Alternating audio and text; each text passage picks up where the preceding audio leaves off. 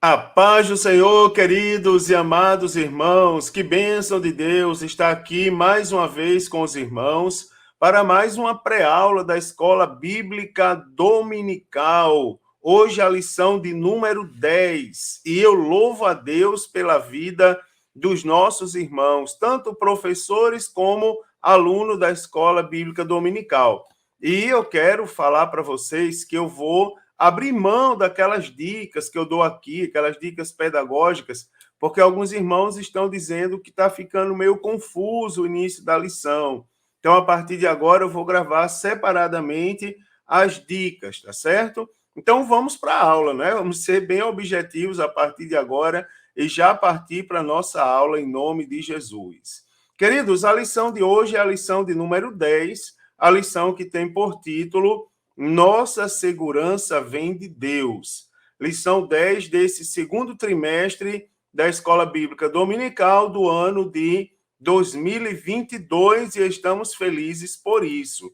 O texto áureo dessa lição diz assim: disse-lhes, acautelai-vos e guardai-vos da avareza, porque a vida de qualquer não consiste na abundância do que possui. A verdade prática diz assim: não podemos colocar a nossa esperança nas riquezas deste mundo, mas sim em Deus. A leitura bíblica em classe está no Evangelho segundo nos escreveu o evangelista Mateus, capítulo 6, do versículo 19 ao versículo 27, onde diz assim: não ajunteis tesouros na terra, onde a traça e a ferrugem tudo consomem, e onde os ladrões minam e roubam. Mas ajuntai tesouros no céu, onde nem a traça nem a ferrugem consomem, e onde os ladrões não minam nem roubam. Porque onde estiver o vosso tesouro, aí estará também o vosso coração. A candeia do corpo são os olhos, de sorte que, se os teus olhos forem bons, todo o teu corpo terá luz. Se, porém, os teus olhos forem maus, teu corpo será tenebroso. Se, portanto, a luz que em ti há são trevas, quão grandes serão tais trevas? Ninguém pode servir a dois senhores, porque ou há de odiar um e amar o outro, ou se dedicará a um e desprezará o outro. Não podeis servir a Deus e a Mamon. Por isso vos digo, não andeis cuidadosos quanto à vossa vida, pelo que haveis de comer ou pelo que haveis de beber, nem quanto ao vosso corpo, pelo que haveis de vestir. Não é a vida mais do que o mantimento, e o corpo mais do que a vestimenta? Olhai para as aves do céu, que não semeiam, nem cegam, nem ajuntam em celeiros, e vosso Pai Celestial as alimenta. Não tendes vós muito mais valor do que elas? E qual vos poderá, com todos os seus cuidados, acrescentar um côvado à sua estatura? Irmãos, os objetivos dessa lição é contrastar a riqueza do céu com a riqueza da terra, descrever a idolatria ao dinheiro e demonstrar a quietude espiritual em Deus. É uma motivação para essa lição, algo que a gente pode já começar a discutir, é que uma das marcas do cenário atual que a gente vive, né, que, digamos, se fortaleceu com todo esse cenário de pandemia, de guerra e de rumores de guerra que a gente tem visto, é a tal da ansiedade. Né? As crises de ansiedade têm sido um problema comum de se ouvir, mais do que algum tempo atrás. Eu diria que algum tempo atrás nós não ouvíamos falar em crise de ansiedade, mas hoje parece que está na moda. Várias pessoas falam muito nesse problema. Então, a inquietude ela está presente em todas as esferas do ser humano. Então, nesse sentido, é interessante a todos nós compreender a riqueza do céu frente à riqueza da terra não é? Compreender a riqueza do céu e que é a base para viver a quietude espiritual, tá certo? Então, na introdução dessa lição, o que nós vamos estudar agora, a partir de agora? Nessa lição, eu quero mostrar aos irmãos que não devemos jamais colocar nossa esperança nos bens materiais, tá certo? Isso é interessante. E falar sobre isso em relação ao caráter do povo de Deus é muito importante. É importante que os crentes aprendam, não é? Coloquem isso no seu modo de vida. Por exemplo, semana passada eu falei para as pessoas durante o culto de ensino, de doutrina da minha igreja, eu disse aos irmãos, nós nascemos no Brasil, por isso nós somos brasileiros. Agora, a nossa pátria não está no Brasil. O nosso coração nós respeitamos, contribuímos com as autoridades, trabalhamos para o bem-estar público, honramos as autoridades, oramos por ela, porque tudo está previsto na Bíblia Sagrada. Agora, temos que ter a consciência, e muito bem a nossa consciência, de que a nossa pátria é o céu. Não é? A mesma coisa. Não temos que colocar nossa esperança nos bens materiais. Mas, pastor, eu vou mostrar agora, durante a lição, que nós trabalhamos e nós precisamos do dinheiro para pagar o aluguel, para comprar o nosso mantimento. E Deus, irmãos, ele nos sustenta e nos honra quando nós somos fiéis a ele.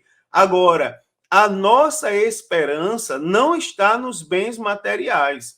A nossa esperança está em Deus. Deus é quem nos honra, nos faz prosperar, tá certo? E fazer prosperar, né? E tantos outros assuntos relativos a isso, não é pecado, porém a nossa esperança está e permanece no nosso Deus que pode todas as coisas. Então, no Sermão do Monte, Jesus ensinou a respeito do dinheiro e ele nos exorta, ele diz assim, ele fala de juntarmos, ele nos falou de dinheiro no sentido de juntarmos tesouro nesse mundo e sobre a ansiedade. E esse ensinamento, irmãos, como eu já estava falando, não significa dizer que nós somos proibidos de ter bens materiais. Mostra que nós devemos ter cuidado com os sentimentos que vêm atrelados, agregados aos bens materiais. Não é? Por exemplo, nós devemos ter cuidado com a avareza, porque a Bíblia Sagrada, lá em 1 Timóteo 6:10, ela nos alerta que o amor ao dinheiro é a raiz de todos os males. E eu poderia dar vários exemplos práticos aqui, mas eu sei que os irmãos sabem muito bem. Então, nesse sentido, precisamos ser vigilantes, não é? Porque o apego aos bens terrenos, ele nos escraviza, tá certo? E nos torna dependentes exclusivamente das coisas materiais, nos levando a nos esquecermos do nosso Deus, que é quem de fato provê todas as nossas necessidades. Então, a gente precisa aprender, a partir dessa lição, eu vou falar para os irmãos o que a Bíblia fala sobre as riquezas e as posses, vamos falar o que a Bíblia fala sobre o dinheiro, né, irmãos, especificamente, alguns equívocos acerca da pobreza e da riqueza, tá certo? A mordomia, ou seja, como cuidar, como administrar a vida financeira e também fazer o uso do dinheiro, como fazer o uso do dinheiro, no caso, de maneira sábia e que agrade a Deus. Primeiro, o que a Bíblia fala sobre as riquezas e as posses? Primeiro, no Antigo Testamento. O Antigo Testamento nos mostra, irmãos, que a prosperidade material acontece como resultado de um favor divino. Se a gente for lá em Provérbios, capítulo 10, e versículo de número 22, nós vamos ler que a bênção do Senhor é quem enriquece e não acrescenta dores. Então, até mesmo aqueles que são incrédulos, não é? Ele enriquece em decorrência do favor divino. Tudo em decorrência do favor divino. Essa ideia de prosperidade, irmãos, ela vai muito além daquela que é a do simples acúmulo de bens materiais e bem-estar físico. Na verdade, a compreensão que se tem no Antigo Testamento é que a prosperidade é, em primeiro lugar, espiritual e, em segundo lugar, material. Isso aí nos leva a constatar que existem outros valores que o Antigo Testamento revela, embora não sendo materiais, e eles são tidos como grandes riquezas, como verdadeiros tesouros. Então, nós precisamos compreender que no Antigo Testamento, tá certo? A riqueza, não é? E posses, elas são resultado de um favor divino. No Novo Testamento, tá certo?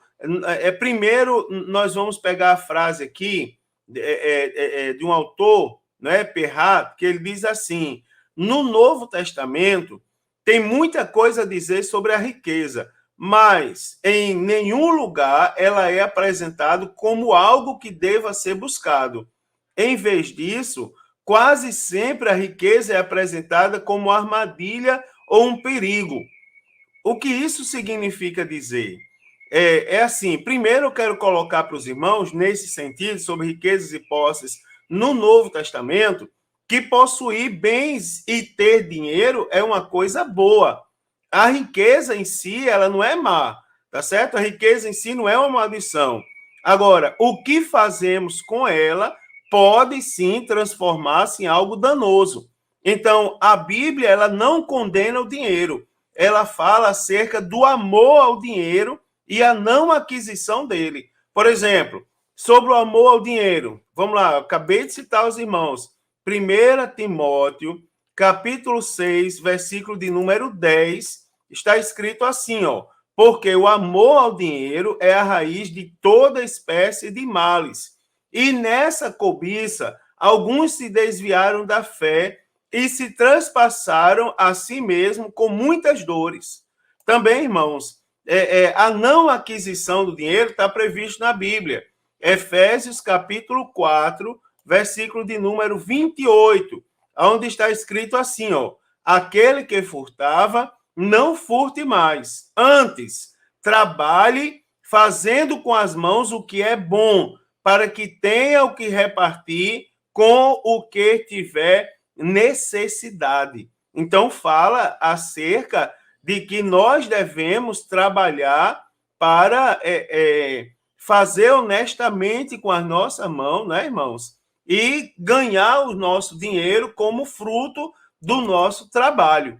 Então, os ensinamentos de Jesus e dos apóstolos, eles deixam bem claro que os bens materiais se não forem administrados com sabedoria para o benefício próprio da obra de Deus e do próximo, eles se constituem um tropeço, tá certo? Que poderá impedir o possuidor de entrar no reino dos céus, inclusive. É algo que coloca em risco, você vê aí, a nossa própria salvação. Então, é algo extremamente perigoso que nós devemos cuidar. Agora, o que a Bíblia diz sobre o dinheiro? Tá certo? Que a Bíblia fala sobre o dinheiro. Então, como eu já disse aos irmãos, o dinheiro em si não representa nenhum tipo de pecado, irmãos. Porque, como já aprendemos, todas as coisas pertencem a Deus, inclusive as riquezas. A grande questão, vou repetir, é o uso que se faz do dinheiro, ou a perspectiva que o crente tem em relação a ele. Novamente, Jesus está indo ao íntimo, ao caráter, está trabalhando o coração, está dizendo cuidado com os seus sentimentos e suas emoções agora acerca do dinheiro. A Bíblia, ela adverte quanto à fonte, primeiro, quanto à fonte do dinheiro. Então, a Bíblia, ela faz severas exortações no que diz respeito à forma correta de obter o dinheiro. Por exemplo, Provérbios capítulo 13 e versículo de número 11, diz assim, ó: a fazenda que procede da vaidade diminuirá, mas quem ajunta pelo trabalho terá aumento. Ou seja, a Bíblia chama atenção sobre a forma correta para obter o dinheiro. nós, como crentes e tementes à palavra de Deus, devemos ter cuidado quanto à fonte daquilo que pode nos proporcionar dinheiro, riquezas e bens. Leve em consideração, irmãos, que a Bíblia Sagrada, e aí eu vou deixar algumas referências para os irmãos procurarem, a Bíblia ela condena por coisas como, por exemplo, o furto, não é? O que é o furto, irmãos?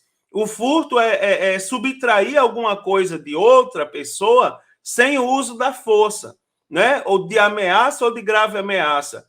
Então, a pessoa não sabe, mas você está tirando alguma coisa dela. Então, é assim, ó, a Bíblia condena o furto. A Bíblia condena, por exemplo, o suborno. A Bíblia Sagrada condena a prostituição. A Bíblia Sagrada, ela condena mercadejar do evangelho, tá certo? Então, são coisas que a Bíblia condena, que a Bíblia adverte, que nós temos que tomar cuidado para não praticarmos. Lembremos, irmãos, de alguns princípios da ética cristã. Por exemplo, princípio da licitude e da conveniência, que está lá em 1 Coríntios 6 e 12, onde diz: tudo é lícito, mas nem tudo convém que eu faça. Tá certo, irmãos? Tudo é lícito, mas nem tudo convém que eu faça. Então, como crentes, são duas perguntas aqui, ó, que está em 1 Coríntios 6 e 12, que nós devemos fazer. Por exemplo, é lícito? Pode até ser. Agora, convém que eu faça? Não é? Então, aí são perguntas que estão presentes na ética cristã. Em 1 Coríntios 10 e 23, existe outra pergunta. Além da licitude e da conveniência, nós devemos perguntar se edifica. Por exemplo, tudo é lícito, mas nem tudo edifica. Então, são perguntas, são mais perguntas que nós vamos fazer. É lícito? Pode até ser. Agora, trará algum tipo de edificação? O outro princípio interessante nós olharmos quanto para avaliarmos a maneira como nós adquirimos o dinheiro, tá certo? Quanto à fonte do dinheiro na nossa vida, é a glorificação a Deus. O princípio da glória de Deus, que está lá em 1 Coríntios 10 e 31, diz assim: portanto, quer comais, bebais ou façais qualquer outra coisa, que façais para a glória de Deus. Nesse princípio da glória de Deus, a gente faz perguntas, tipo, o que eu estou fazendo é para a glória de Deus? Por exemplo, é a maneira como eu estou arrecadando ou adquirindo os meus bens, por exemplo, no que diz respeito ao dinheiro, né? A maneira como eu estou contraindo dinheiro é para a glória de Deus? Deus é glorificado dessa maneira? Se não for, então é melhor que eu não pratique. Por exemplo, o furto é para a glória de Deus? Não é. O suborno é para a glória de Deus? Não é. A prostituição, por exemplo, o mercadejar do evangelho é para a glória de Deus? Também não é. Então é bom que o cristão que pretende morar no céu não pratique, tá certo? Não atente o seu coração para esse tipo de coisa, porque Deus está vendo. Olha só, a Bíblia também adverte, além da fonte, ela adverte quanto ao mau uso do dinheiro. Então, assim, ó, possuir bens, irmãos, e ter dinheiro é bom, tá certo? Eu vou falar para os irmãos, eu não sou rico. Antes fosse, mas eu não sou, tá certo? Então, Deus conhece meu coração. Se tivesse muito dinheiro, muita gente eu ia ajudar, né, irmãos? Mas aprove a Deus que ele não tem me deixado só e nunca deixará, em nome de Jesus. Agora, eu tenho a acrescentar para os irmãos nessa aula que possuir bens e ter dinheiro é bom, e a riqueza em si não é má, não. Agora, o que fazemos com ela pode sim transformar-se em algo extremamente danoso na nossa vida, que é a questão do uso. Por exemplo, qual o uso que eu estou dando ao dinheiro? Eu estou dando o uso bom ou o uso mau?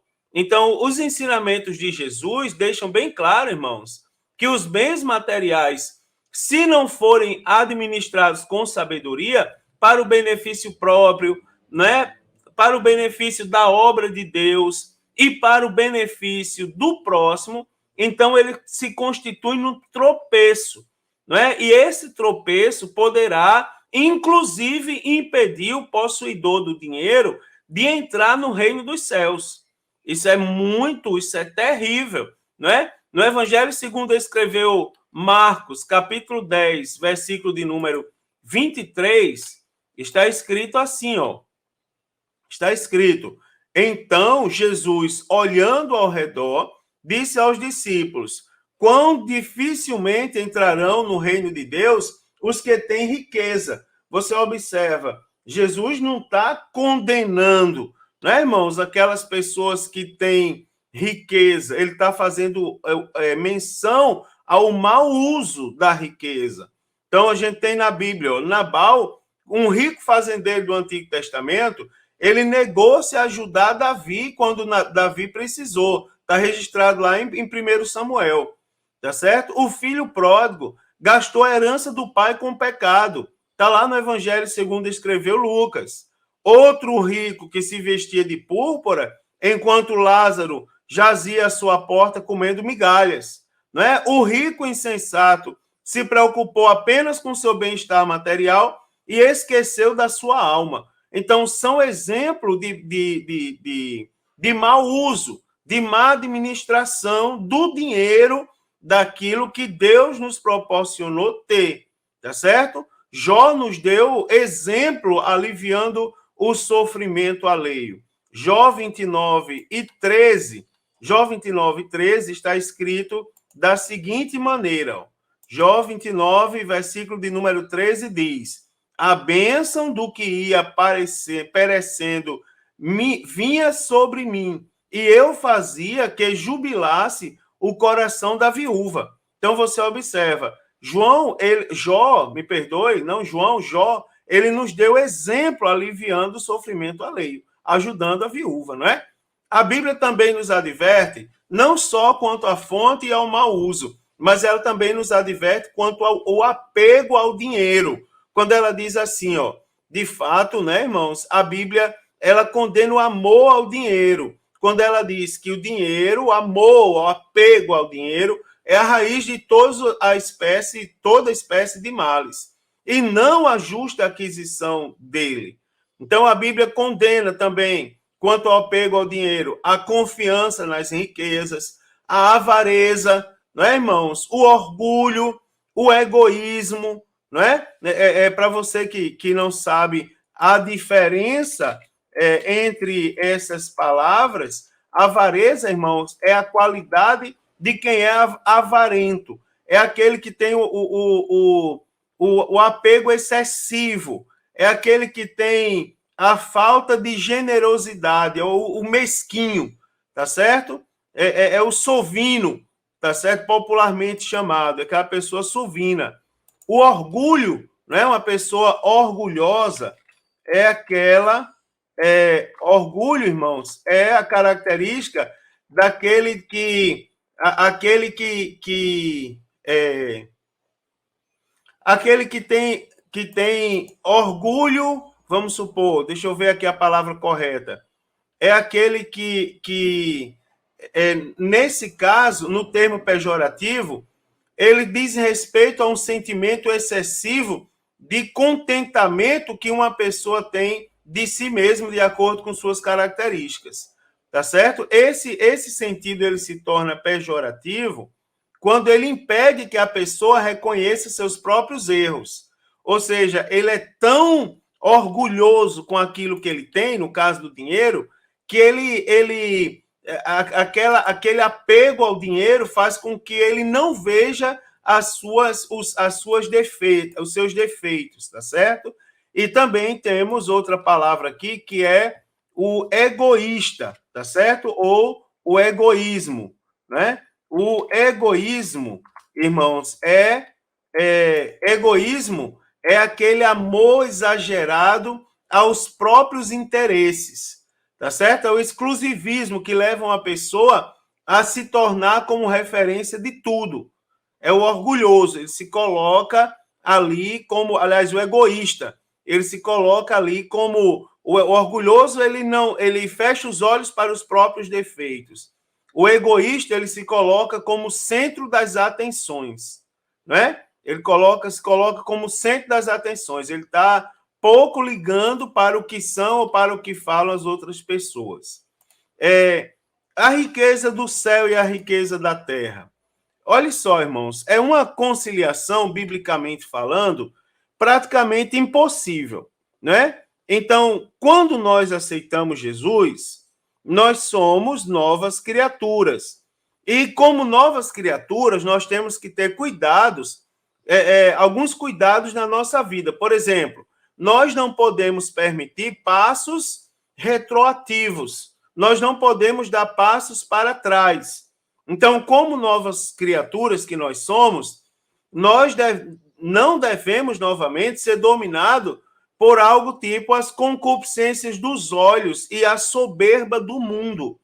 Lembre-se, irmãos, que o apego às coisas materiais, o orgulho, o egoísmo, tantos outros sentimentos, a avareza, isso aí são sentimentos mundanos, são coisas desse mundo. Esse mundo prega isso. Né? Há poucos dias, eu lembro que certa vez, há poucos dias não, vou falar de algum tempo atrás, quando eu fui dar aula, eu lembro que eu cheguei antes do horário da aula e me sentei, e as pessoas que seriam o público daquela aula, eles olhavam para mim com certo ar de desprezo, né? Eles olhavam não é, assim desdenhavam, até que eu comecei a dar aula. E eu vi que as pessoas batiam umas nas outras e diziam, mas ele é o professor. Na minha igreja mesmo, eu como me preocupo muito com o acolhimento das pessoas, com o ato de fazer com que as pessoas se sintam bem na minha igreja. Geralmente, por exemplo, no culto de domingo, eu fico na porta recebendo os irmãos. Eu oro antes, depois eu vou para a porta e fico recebendo os irmãos. Um dia, tinha muito carro chegando no estacionamento de uma vez só, e eu fui ajudar os irmãos que cuidam dos carros, a orientar as pessoas a estacionar o carro. E eu lembro que algumas pessoas chegavam e eu dizia assim, pessoas que visitavam a igreja com alto poder aquisitivo, não é? Mas eu já adianto para os irmãos que os sentimentos maus oriundos da riqueza, ela não tem a ver com alto ou baixo poder aquisitivo. Eu já falo sobre isso. Mas as pessoas chegavam e eu dizia, bota o carro aqui. E algumas pessoas aceleravam e freavam e ficavam com raiva. E eu com todo jeito, irmão, não faça isso só para arrumar, para caber mais carro, tal. E as pessoas, daqui a pouco, eu corria, dava hora de começar o culto, eu corri, fui começar o culto, e eu lembro que aquelas pessoas diziam, meu Deus, ele é o pastor. Eu não estou falando das pessoas, eu estou falando do sentimento. Os sentimentos que o mundo prega. O status social, ele é pregado pelo mundo. Por exemplo, como crentes, nós devemos ter orgulho de ser crentes, no sentido de ter alegria, no sentido de ter prazer, no sentido de regozijar-se em ser crente. Agora, nós temos que ter cuidado para que a soberba desse mundo, a concupiscência dos olhos, não é particularmente agora falando sobre bens materiais, sobre dinheiro, bens terrenos e bens do céu, a gente tem que ter cuidado para a gente não ser dominado por esses sentimentos da terra. Então, uma das tentações de Satanás, por exemplo, quando o Senhor Jesus passou por aquele processo de tentação, foi o oferecimento de reinos desse mundo. Os irmãos sabem, né? Jesus ele rejeitou essa proposta de imediato. Por quê? O coração de Jesus não estava nas coisas desse mundo, né? E Jesus sabia a quem ele deveria adorar verdadeiramente. Então, nós, como crentes em Jesus, nós precisamos estar e sermos conscientes de que não é possível agradar a Deus e aos homens, tá certo? Também não é possível servir a Deus e a Mamon, né? Então, Mamon, a palavra aramaica que designa dinheiro, cobiça, tá certo? Sentimentos mundanos que possam surgir a partir do apego exagerado ao dinheiro. Então, se o nosso coração não estiver purificado pelo sangue do Cordeiro, nós corremos o risco, né, irmãos, Aliás, se não tiver purificado pelo sangue do Cordeiro, não há risco, há realidade. Se não tiver purificado, nós vamos terminar andando em direção oposta a Deus. E nós vamos viver uma vida, tá certo? De serviço ao dinheiro. Segundo ponto, eu quero falar para os irmãos de tesouros da terra e tesouros do céu. Então, Jesus não aprovou a posição dos escribas e fariseus em relação ao dinheiro. O que eles faziam? Eles davam muita ênfase aos bens materiais e viam as riquezas como uma amostra de aprovação divina. Você observa que tem alguma coisa semelhante com o que a gente escuta hoje em dia. Olhe só o que é que os escribas e fariseus faziam e pregavam.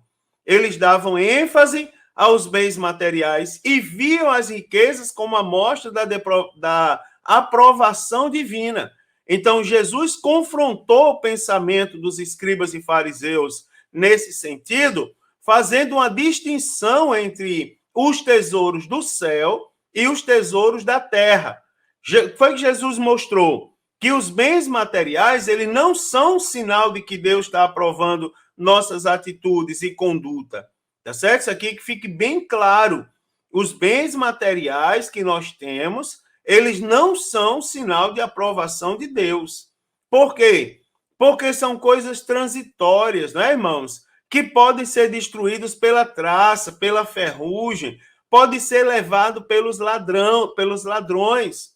Agora, infelizmente, muitos, né, irmãos, já perderam todas as economias devido à quebra de bolsa de valores, um sócio desonesto, por meio de golpes, né? Então, segundo Jesus, ele nos chama a atenção de que o crente ele deve se preocupar, né, irmãos, em ajuntar tesouro no céu, onde vem nem a traça, nem a ferrugem consome, nem os ladrões minam e roubam. Isso aqui é interessante, porque o que nós temos? Nós temos agora, a Bíblia Sagrada diz assim, a Bíblia diz, buscai primeiro o reino de Deus e a sua justiça. Jesus, ele coloca esse princípio em prática, quando ele chama a atenção que nós devemos ajuntar tesouros no céu, onde nem a traça nem a ferrugem consome, nem o ladrão mina e rouba. Então, Jesus estava dizendo que os nossos esforços devem estar concentrados, né, irmãos, com foco no reino de Deus e na sua justiça. Porque, irmãos, é uma verdade que nós devemos cultivar, que nós devemos colocar no nosso coração. Irmãos, ninguém levará nada deste mundo, tá certo? Conforme afirmou Jó. Jó, ele diz lá em Jó 1:21, versículo conhecido da igreja: nu saí do ventre da minha mãe e nu tornarei para lá. Tá certo? Pense nisso, que isso é um ensinamento muito sério. Então, o que é que o cristão precisa saber sobre os bens materiais? Entenda bem o seguinte, que Jesus, ele não condena de maneira alguma adquirir bens materiais, não é, irmãos? Porque muitos homens possuíram muitas riquezas, homens de Deus, por exemplo, Abraão, patriarca Abraão era um homem extremamente rico, não é? Os patriarcas, Abraão, Isaque e Jacó, o rei Salomão. É importante, irmãos, aqui chamar a atenção dos irmãos que Jesus ensina a não desperdiçar, tá certo? Porque, por exemplo, depois da multiplicação dos pães, ele ordenou o seguinte: recolham os pedaços que sobraram para que nada se perca. Então, nós que somos crentes, e particularmente aqueles que preservam em andar em conformidade com as Escrituras Sagradas, nós sabemos que tudo o que temos pertence a Deus, tá certo? E que toda bênção sobre a nossa vida, ela provém da parte de Deus. Então, Jesus criou todas as coisas. Ele é o proprietário e possuidor de todas as coisas. E o homem, irmãos, a gente precisa entender que o homem não é dono de nada. É assim, se Jesus quiser, ele tira de um minuto para outro tudo. Né, irmãos? Porque Deus criou todas as coisas. E a Bíblia diz lá em João, no capítulo 1, Se referindo a Jesus, ao verbo que fez carne, ele diz assim: tudo que foi feito por ele, e nada do que foi feito sem ele se fez. Então, como Jesus já estava na criação e criou todas as coisas, ele participou da criação, então ele é o proprietário, ele é possuidor de tudo.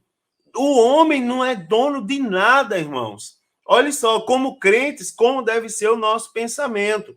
Então, em relação aos bens materiais, o cristão, ele não pode ser avarento, tá certo? Ou um acumulador egoísta, né?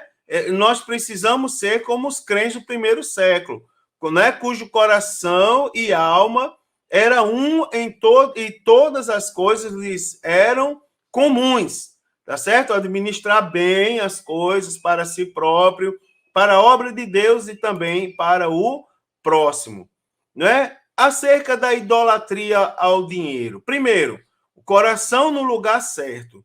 Preste bem atenção, irmãos. Falando um pouco sobre a idolatria ao dinheiro, em primeiro lugar, é que o nosso coração precisa estar no lugar certo. Nosso coração não pode estar apegado às coisas desse mundo. Eu já estou repetindo isso exaustivamente. Nossa esperança e confiança precisa estar em Jesus. Lembre-se sempre de uma coisa: nosso alvo é o reino, nosso alvo é o céu, nosso alvo é a eternidade. Então, se o nosso alvo é o céu, o reino, a eternidade, em breve, irmão, Jesus vai voltar para arrebatar a sua igreja. Nós não levaremos nada desse mundo. Não, nós não vamos levar mala, tá certo? Agora, as nossas obras é que serão provadas no fogo, não é? Nós não vamos levar mala, por exemplo, com a riqueza que nós temos aqui. Agora, nós vamos prestar conta como um mordomo de tudo que fizemos, inclusive com nossos bens e talentos, não é? Conforme Jesus, ele nos ensina, por exemplo, na parábola do mordomo infiel.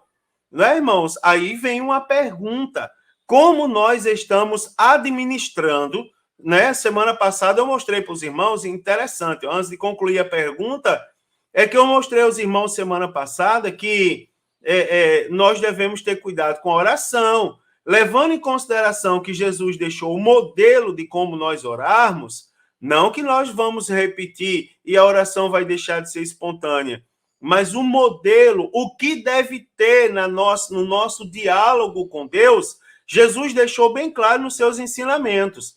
Significa dizer que se ele deixou a forma, então o que fugir daquela forma ele não recebe. É interessante que agora a questão do coração no lugar certo vai levar em consideração o seguinte, ó: como nós administramos os bens e os talentos que Jesus nos dá. Segundo a Bíblia pentecostal, a injustiça, a cobiça e o poder comumente envolvidos na acumulação e emprego das riquezas desse mundo. Tá certo, irmãos? Então, como nós estamos administrando aquilo que Jesus nos dá? Segundo, a idolatria a Mamon. Então, Jesus nos chama para uma tomada de decisão. Ele diz assim, ó: ajuntar tesouro na terra ou no céu, se vir a Deus ou a Mamon, né? Então, lembre-se de que a dedicação a um destes, a terra ou o céu, a Deus ou a Mamon. Então, a dedicação a um destes vai gerar exclusão do outro, né, irmãos? Por exemplo, se você decide servir a terra, você está abrindo mão do céu. Se você decide abrir mão, servir a Mamon, você está abrindo mão de servir a Deus. E assim sucessivamente. O inverso também é verdade, ou seja, essas afirmações são diretamente, inversamente proporcionais, não é? Se você serve a um, despreza o outro. Se você, né, ajunta tesouro para um, você está tirando do outro. Então, não há qualquer possibilidade de harmonia entre terra e céu, entre Deus e Mamon, né? O nosso coração não pode estar dividido entre o que é terreno e o que é espiritual. Olhe só, irmãos, Deus está olhando para a gente. E essa lição desse trimestre, ela está nos chamando a atenção para isso. Deus está olhando para a gente. Ele está em busca dos verdadeiros adoradores. Ele falou no Sermão do Monte como deve ser o nosso comportamento e ele está atento às nossas atitudes se nós estamos de acordo com o pensamento da maneira que ele nos mandou pensar. Então, Deus ele deseja lealdade do seu povo. E no momento em que os crentes, porque a Bíblia Sagrada foi escrita para os crentes, para a nossa edificação, para o nosso ensino, para o nosso crescimento espiritual. Então, no momento que os crentes escolhem o dinheiro, o conforto e bens que Mamon pode oferecer, certamente, irmãos, a espiritualidade e a comunhão com o Senhor estarão extremamente comprometidas. Isso a gente vê na prática. Tem lugares, irmãos, aqui, não são ricos e pobres, é a consciência, é o coração. Tem lugares que o coração está tão apegado ao dinheiro que eles desprezam simplesmente a maneira correta de adorar a Deus. Por exemplo, vamos dar glória a Deus. Aí as pessoas não dão mais glória a Deus. Elas batem palma. E também não é mais palma, né, irmão? Dedinho na mão, uma coisinha simples, discreta, né? Porque não pode magoar a mão, porque é todo mundo, né? Importa que a gente está muito bem, que a gente é rico, né, irmãos? Não, não é isso, né, irmãos? Então, quem conhece Deus de modo pessoal, quem tem intimidade com Deus, nunca fará a escolha errada, tá certo? Porque quem escolhe Deus sabe que ele abomina a idolatria, não é? Então está escrito na palavra de Deus claramente em Êxodo 23, capítulo 20, versículo 3. Não terás outros deuses diante de mim. Tá certo, irmãos? Não terás outros deuses diante de mim. Então, a idolatria é tudo que ocupa o lugar de Deus em nosso coração. Então, está muito claro aqui, nós não podemos ser idólatras. Tá certo, irmão? A Bíblia condena. Também, qual é a riqueza que é condenada por Cristo? Então, na parábola do rico insensato, Jesus aponta 3 erros que são cometidos pelo homem. Primeiro, o primeiro erro está no fato de que ele achava que tudo o que sua alma precisava era de bens materiais, tá certo? Então, o primeiro erro. Segundo, ele entendia que a essência da vida consistia nos bens materiais, de modo que isso gerava em seu coração um sentimento de prepotência. E terceiro, o terceiro erro era acreditar que poderia viver tempo suficiente para desfrutar de tudo, e se esquecendo que logo seria intimado para comparecer perante Deus. Então, Jesus condena tanto o egoísmo, advindo das riquezas, quanto também a confiança nela. Então, Jesus ele condena, em relação à riqueza que ele condena, o egoísmo, gerado pelo apego excessivo às riquezas, como também a confiança nas riquezas. Agora, infelizmente, irmãos, nós vivemos numa sociedade dominada pelo materialismo, onde muitos aí só pensam em lucros e também benefícios materiais. Eles não levam em consideração a voz de Deus, o que Deus fala sobre esses tipos de coisa. Vivendo a quietude, irmãos, espiritual em Deus. Como vamos fazer isso? Primeiro, os males advindos das preocupações. Isso aqui é muito interessante, preste atenção. Então, nós devemos estar sempre alertas, pois não é somente Mamon que pode nos levar à queda, tá certo? Agora, também, não é só o apego ao dinheiro, mas também as preocupações demasiadas, ou excessivas, ou fora do controle, com o futuro e com nossa subsistência, tá certo? Essas preocupações, elas podem comprometer nossa vida espiritual e também a nossa saúde mental, Olha só como isso aqui é sério, irmãos? Acerca da quietude espiritual em Deus, devemos entender que não é só o apego ao dinheiro, aos bens materiais, à finança, mas também a preocupação demasiada, Tá certo? A preocupação demasiada com o futuro. Não estou dizendo que, irmãos, a preocupação com o futuro seja pecado. Eu estou falando da preocupação demasiada.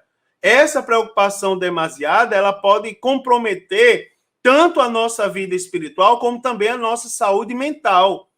Então, essa preocupação demasiada com o futuro revela o que, na maioria das vezes, irmãos, falta de confiança em Deus. Nós temos que saber, que entender que mesmo em tempos difíceis, não é? O tempo que a gente passa, os tempos que a gente está vendo, não são tempos fáceis, mas mesmo em tempos difíceis, nós não podemos viver preocupados e ansiosos. Nós temos Deus, irmãos, e Deus tem cuidado de nós todos os dias, né, irmão? Suprido as nossas necessidades.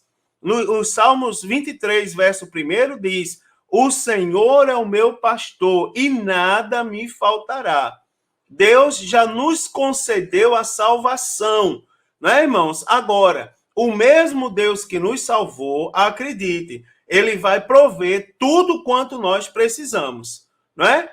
Aleluia, louvado seja o nome de Deus. Buscai o reino de Deus e a sua justiça, e tudo lhe será acrescentado. Descansa o coração. Então, nós não podemos viver, por exemplo, como Marta, não é? Que escolheu, podendo estar nos pés de Jesus, optou de se distrair pelos muitos serviços, não é? Tem muita gente dessa maneira, irmãos. Tome cuidado. Então, quando não temos equilíbrio, aqui nos chama a atenção para a questão do equilíbrio, a preocupação e o serviço em excesso, eles vão roubar a nossa comunhão com Deus, tá certo? Então, nós precisamos trabalhar e servir ao Senhor, não é? Devemos fazer as duas coisas. Jamais podemos nos esquecer de que a nossa tarefa mais importante é a nossa devoção e a nossa adoração a Deus. Isso deve ser prioridade na nossa vida, tá certo? Deve ser prioridade. Então, pastor, vou deixar de trabalhar para adorar a Deus. Não, você trabalha a Deus adorando, tá certo? Não estou dizendo que você vai deixar de trabalhar. Eu estou dizendo que você adora a Deus, que você trabalhe, mas o seu foco está na adoração. Você está trabalhando o que você precisa. Mas quando você puder não trabalhar, você não trabalha e foca em Deus. Né, irmãos? Isso que é interessante. Também, vivendo sem inquietação. O materialismo, ele afastou o homem da sua quietude, da simplicidade, tá certo? O materialismo, ele trouxe uma doença com ele, né? E essa doença trouxe, por consequência, o afastamento do homem da sua quietude, da sua paz, não é, irmão? Na alma, da sua simplicidade, do contato com a natureza, não é? Da qual ele poderia extrair grandes e preciosas lições para a sua vida. Então, para mostrar Jesus preocupados, não é, irmãos, que nós não devemos estar inquietos, ele preocupados com a nossa inquietação, Jesus ele usa como referência as aves. Ele diz assim: olhe para as aves, elas não semeiam, não colhem, nem ajuntem em celeiro, mas o Pai as sustenta, não é, irmãos? Então, só devemos viver sem inquietação só podemos viver sem inquietação quando tomamos a consciência de que somos filhos de Deus e que o cuidado de Deus é especial para conosco. Então, nós trabalhamos e entregamos nossa vida a Deus. Somos fiéis, irmãos, e entregamos a nossa vida a Deus. Tá certo? Não existem pessoas que vivem com mau pressentimento, com aflição, com angústia, pessoas que se preocupam indevidamente pelo que vai acontecer no dia seguinte. Essas pessoas estão simplesmente ignorando as promessas de Deus, tá certo? Que venham a lançar toda a nossa ansiedade sobre Deus, irmãos, porque Deus tem cuidado de nós.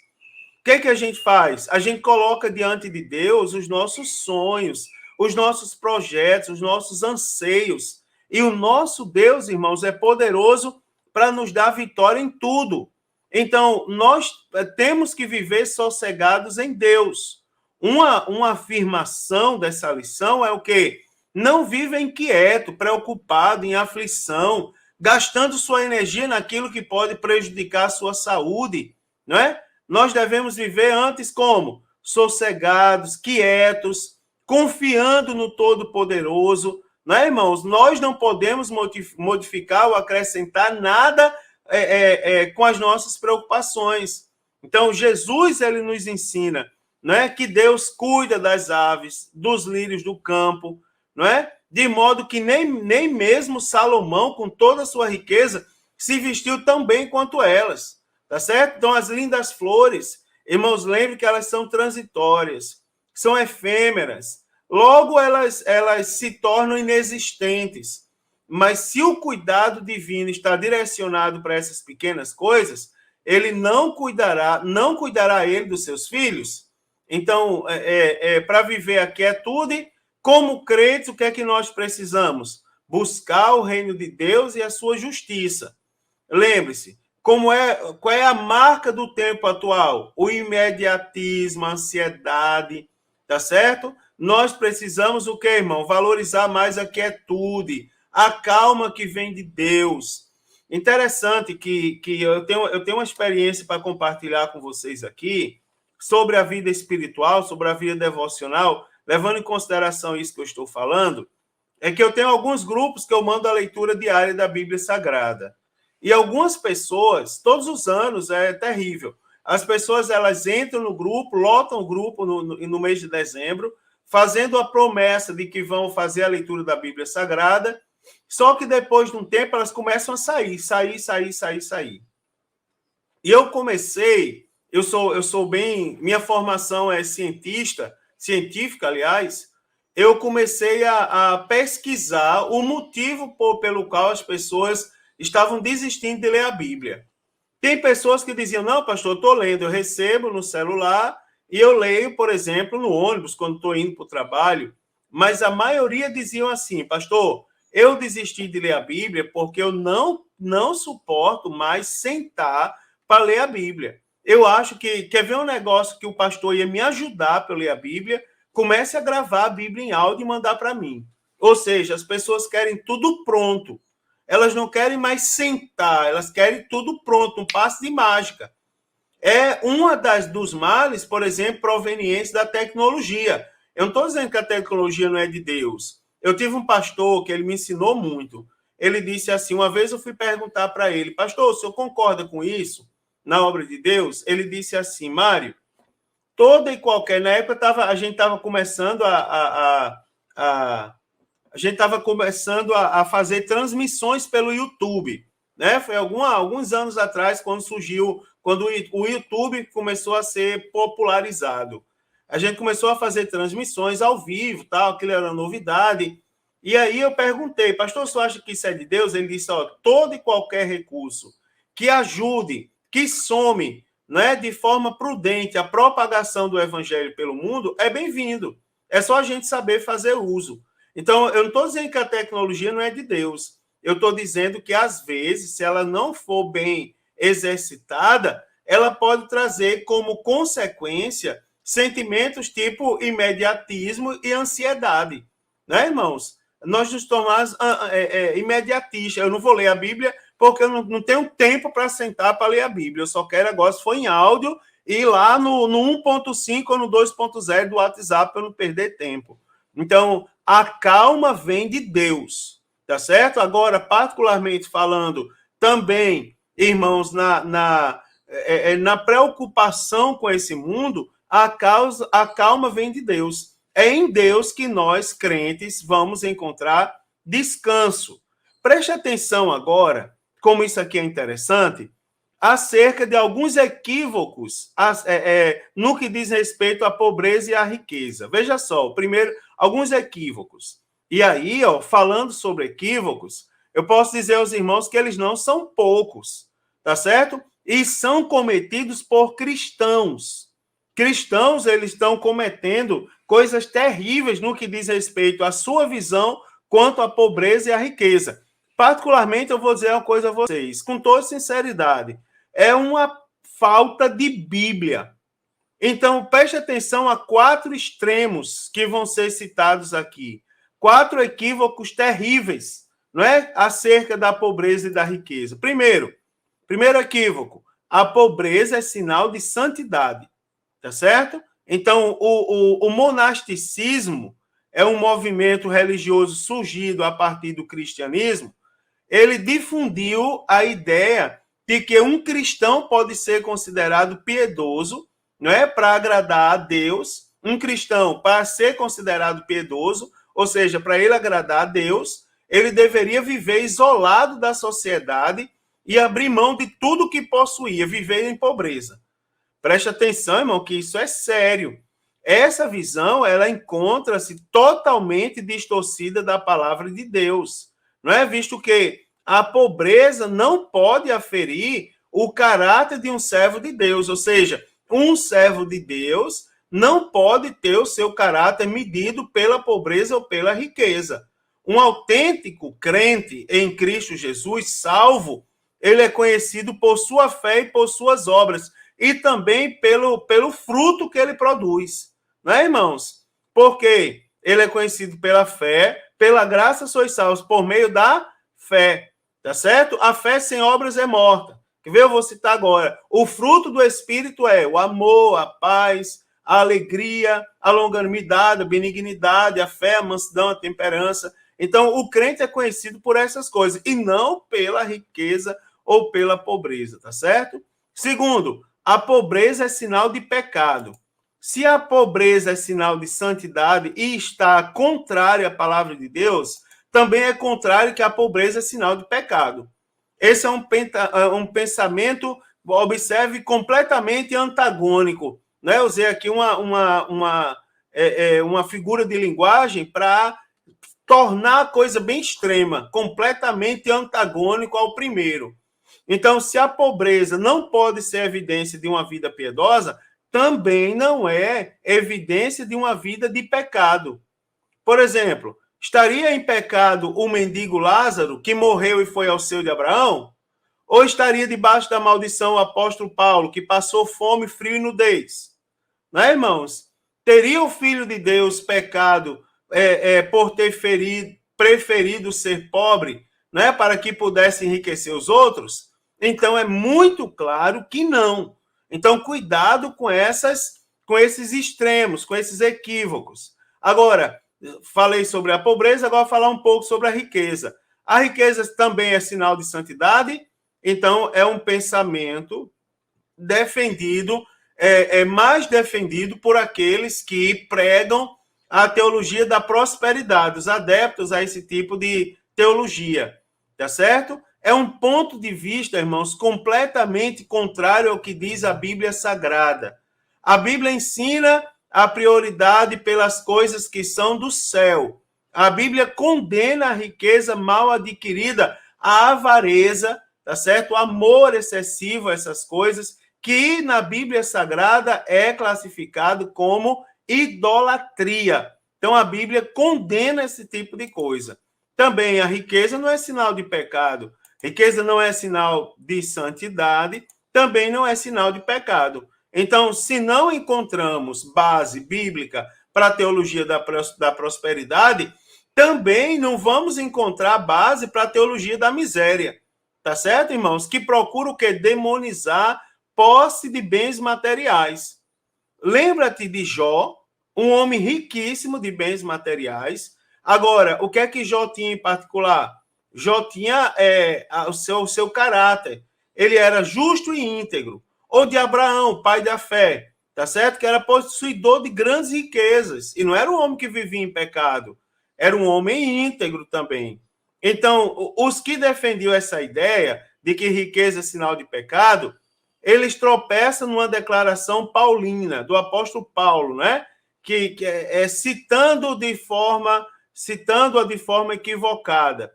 Quando o apóstolo Paulo diz que o dinheiro é a raiz de todos os males, quando, na verdade, eles dizem, né, que o dinheiro é a raiz de todos os males, mas, na verdade, o apóstolo Paulo não falou do dinheiro, ele falou do amor ao dinheiro, tá certo? O amor ao dinheiro, em demasiado ao dinheiro, é a raiz de todos os males, e não o dinheiro propriamente dito. Agora, a Bíblia ela nos ensina, irmãos, a administrarmos, não é? a vida financeira. Ela nos ensina acerca da mordomia da vida financeira.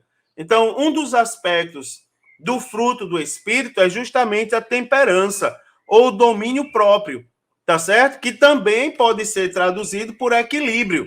E o equilíbrio, ele deve estar presente em todas as áreas da nossa vida, tanto na área no que diz respeito às emoções. Geralmente, quando fala de equilíbrio, se cita muito a pessoa que grita ou não grita, tal, mas também o equilíbrio deve estar presente na vida financeira.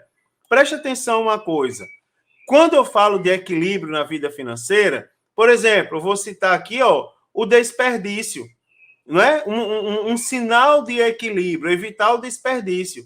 Então, Deus não se alegra, irmãos, com o desperdício.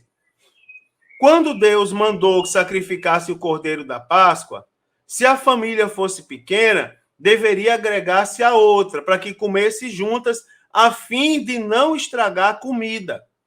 Você observa, quando Deus enviou maná para o povo de Israel, ele orientou que apenas recolhesse a porção diária, não é? Tanto quanto podia comer.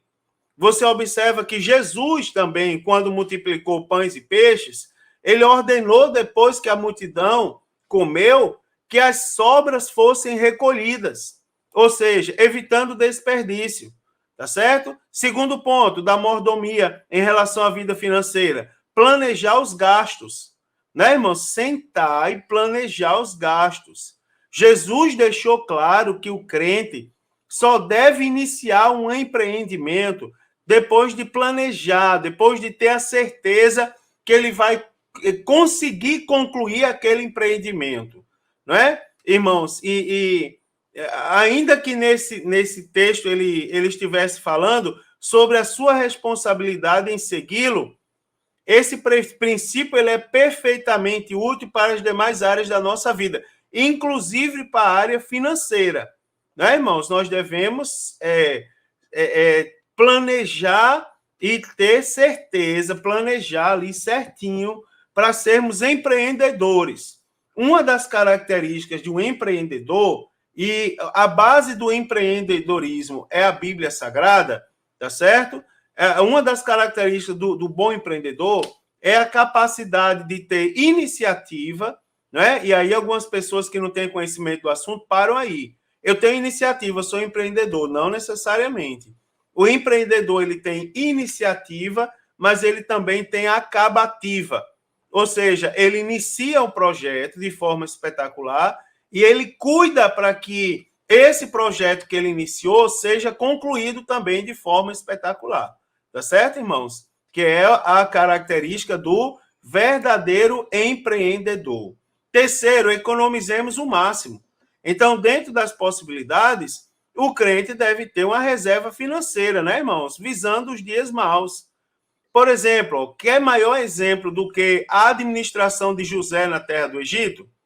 Né? José orientou o faraó, a grande estratégia é o quê? Vamos armazenar, porque aí no tempo de escassez, nós vamos vender, nós vamos ter abundância, tá certo? Então, para que se consiga economizar, é preciso ter equilíbrio, né? E sabedoria por parte do servo de Deus. Lembrando, irmãos, que quer sabedoria, peça a Deus, não é? Porque ele nos dá.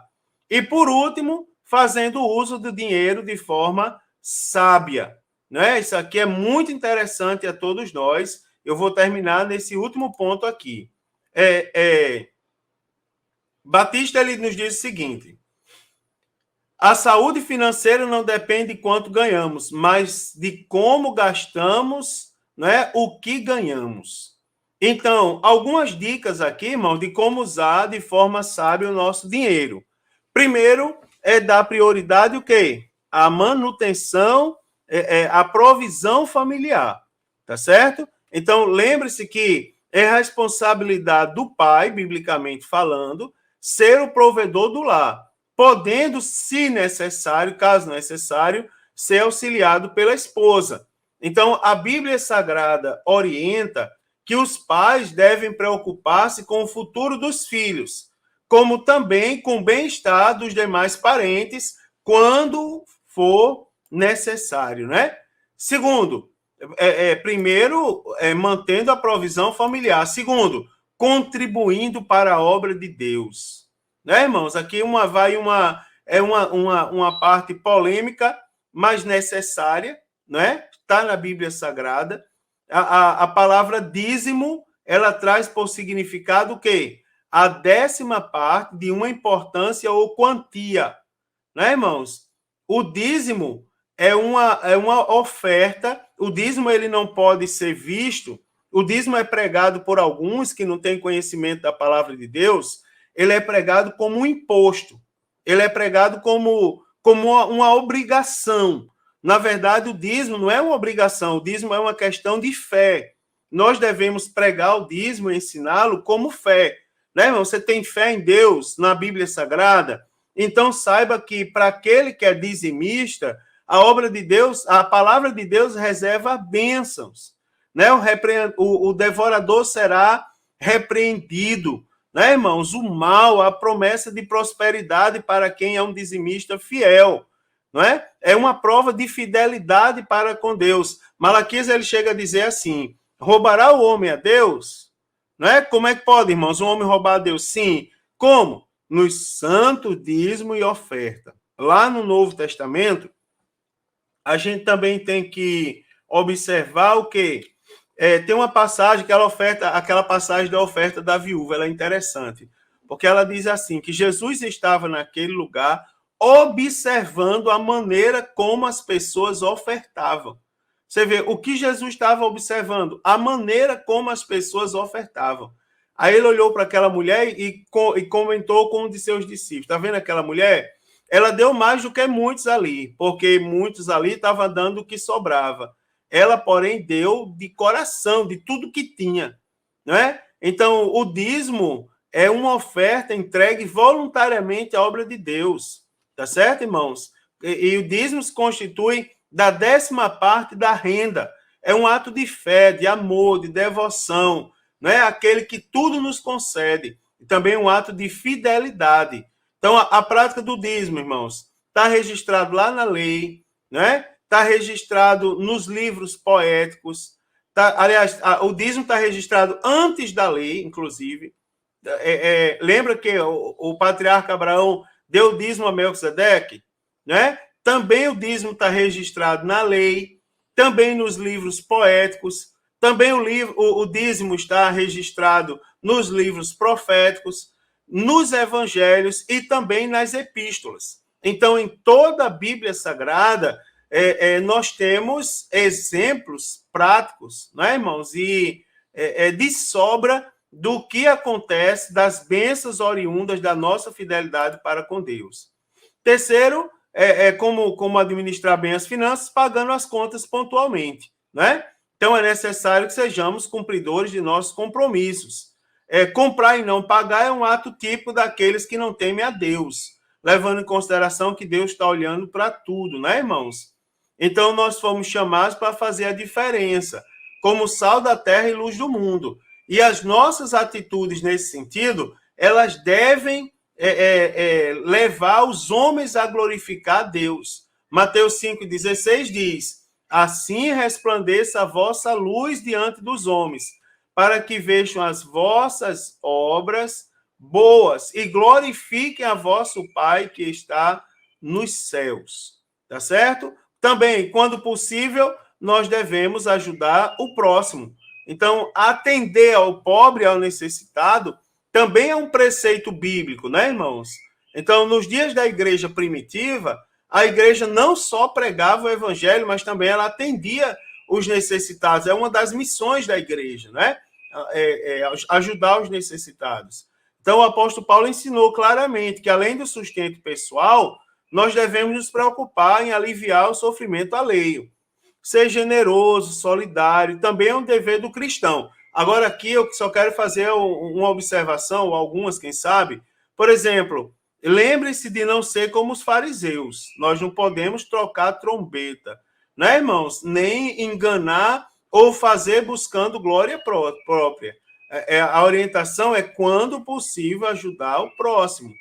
Então, um exemplo, a campanha do quilo na igreja. Toda igreja tem uma campanha do quilo, não é? A igreja como sal da terra e luz do mundo, cumprindo a sua obra social. E Deus sendo glorificado pela igreja. Agora, tem aquelas pessoas que dizem, não, vou fazer a minha campanha, a campanha da minha família, a minha campanha do quilo, porque a igreja tem muito dinheiro. Aí você observa, dessa maneira, você está ajudando ao pró, até está ajudando. Mas será que Deus está recebendo? Porque aí você não está fazendo para a glória de Deus, está fazendo para a glória própria. E isso é um perigo muito grande. Veja que lição maravilhosa, né, irmãos? Como conclusão, então, eu quero lembrar aos irmãos que os filhos de Deus devem estar conscientes, né, de que toda boa dádiva e todo dom perfeito vem do alto, descendo do Pai. Nós, irmãos, como crentes, sabemos que somos abençoados pelo Senhor com os nossos bens, mas os nossos corações não estão nas riquezas desse mundo. Nosso coração está no céu, tá certo? Nós somos apenas mordomos, administradores das coisas que Deus nos dá pelo seu próprio poder. Então, não amemos o dinheiro, tá certo? E usem todos os recursos para a expansão do reino de Deus. Também, irmãos, os filhos de Deus, eles devem estar conscientes de que toda boa dádiva, né, irmãos, vem de Deus e nós devemos preservar e perseverar nisso. Glória a Deus. Que lição, como as demais, que lição maravilhosa, né, irmãos? Que bênção de Deus, que oportunidade do céu estarmos falando sobre essas coisas. Alguém pode dizer, mas pastor, eu já sabia da maioria dessas coisas. Não custa lembrar. Afinal, a maioria das coisas, se a gente não reafirmar, os cristãos mesmo, eles esquecem, não é? Mas que bom que Deus está nos dando essas lições esse trimestre e nós estamos tendo a oportunidade de crescermos na graça e no conhecimento de Cristo Jesus. Queridos, a paz do Senhor, que Deus continue abençoando a cada um, tá certo? Guardando o seu coração, a sua vida, que nós possamos crescer nessa aula. Anote suas dúvidas, seus questionamentos, não é? E leve para a aula e coloque para o seu professor e ajude o seu professor a dar aula. E você que é professor, se dedique, porque tudo isso é para a glória do nosso Deus. Forte abraço, queridos. Se Jesus não voltar, a próxima semana eu estarei aqui com os irmãos para comentar a lição de número 11. Fique com Deus e uma boa aula a todos.